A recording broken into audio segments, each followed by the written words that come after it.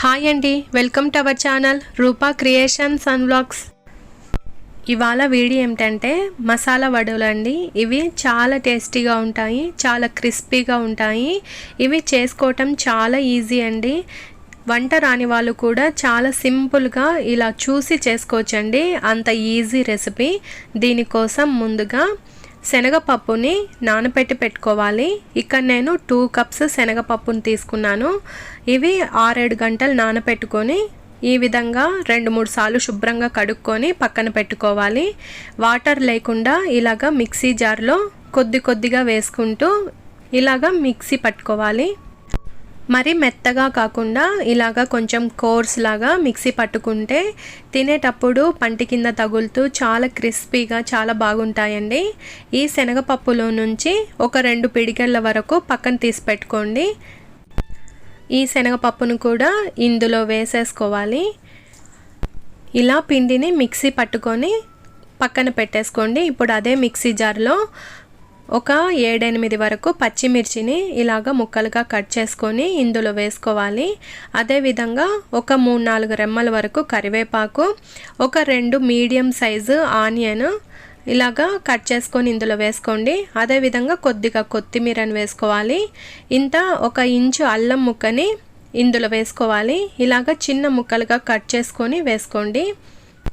ఇప్పుడు వీటన్నిటిని కోర్స్ లాగా మిక్సీ పట్టుకోండి. మరి మెత్తగా చేసుకోకుండా ఇలాగా కొంచెం కోర్స్ లాగా మిక్సీ పట్టుకుంటే బాగుంటుంది. ఇప్పుడు ఇందులో టేస్ట్కి సరిపడినంత సాల్ట్ వేసుకొని ఇవన్నీ బాగా కలిసేలాగా కలుపుకోవాలి. శనగపప్పుని మిక్సీ పట్టుకునేటప్పుడే డీప్ ఫ్రైకి సరిపడా ఆయిల్ని ప్యాన్లో పోసుకొని వేడి చేసుకోవాలి.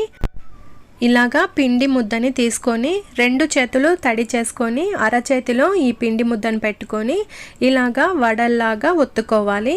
ఇప్పుడు ఆయిల్ వేడైపోయి ఉంటుంది. ఇదంతా మనం చేసేలోపు ఇలా ఒత్తుకున్న వడలన్నిటినీ ఆయిల్లో వేసుకొని మీడియం ఫ్లేమ్ మీద పెట్టుకొని ఫ్రై చేసుకోవాలి.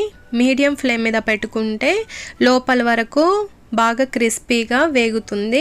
హై ఫ్లేమ్లో పెట్టేస్తే పైన కలర్ వచ్చేస్తుంది కానీ లోపల వరకు ఉడకదు. ఇలా వడల్ని ఒత్తుకుంటూ వేసుకొని డీప్ ఫ్రై చేసేసుకోవాలి. ఇలా ఒకవైపు వేగిపోయిన తర్వాత రెండో వైపుకు తిప్పుకుంటూ ఫ్రై చేసుకోవాలి. మీడియం ఫ్లేమ్ మీద పెట్టుకొని చేసుకోండి. ఇలా గోల్డెన్ బ్రౌన్ కలర్ వచ్చే వరకు వేయించుకుంటే సరిపోతుంది. ఇలా 2 వైపులా బాగా వేగిపోయిన తర్వాత ఇప్పుడు వీటిని ఆయిల్లో నుంచి పక్కన తీసి పెట్టేసుకొని మిగతా పిండిని కూడా ఇలాగా వడల్లాగా చేసుకొని ఇందులో వేసుకొని డీప్ ఫ్రై చేసుకోవటమే. చాలా సింపుల్గా చేసుకోవచ్చండి. చాలా టేస్టీగా ఉంటాయి.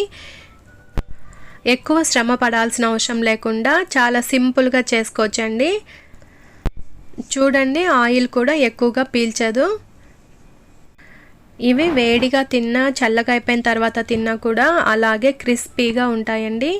చూడండి ఎంత బాగా మంచి కలర్ వచ్చాయో.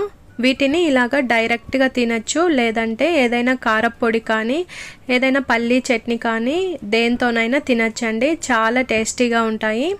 చూసారు కదండి ఈ వీడియో ఎలా ఉంది. మీకు నచ్చినట్లయితే ఈ వీడియోని లైక్ చేయండి, షేర్ చేయండి, కామెంట్ చేయండి. అలాగే ఇటువంటి మరెన్నో రెసిపీస్ కోసము ఛానల్ని సబ్స్క్రైబ్ చేసుకోండి.